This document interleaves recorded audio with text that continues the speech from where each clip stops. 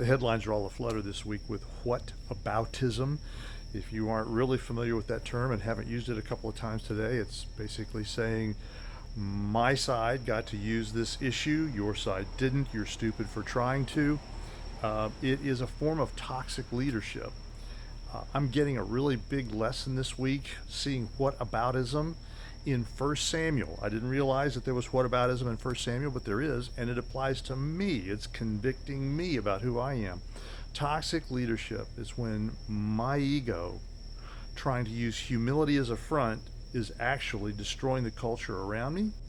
And in 1 Samuel, we see King Saul as a young man, saying that he was from the tribe of Benjamin. He was nobody, using that as a front for humility. I used to think it was really an humble guy who just got spoiled by the power and politics that he was involved in. But the more I look at this with friends who are close believers in Christ, the more I realize it's really a whataboutism.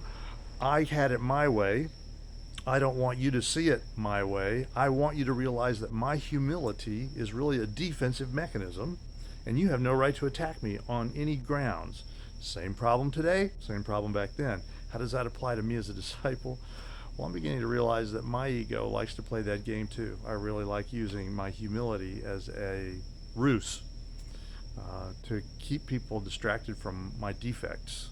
That's toxic as a leader. That destroys the culture of discipleship because people begin to mimic that. That's not who we are. We are already broken people in Christ. Christ has called me to be better than that, not to lead with arrogance, not to lead with false humility, but to be a winsome, humble, broken leader who is serving Christ with the tools and the vocation I've been given. I hope that's helpful for you. It's really convicting for me. Thanks for listening.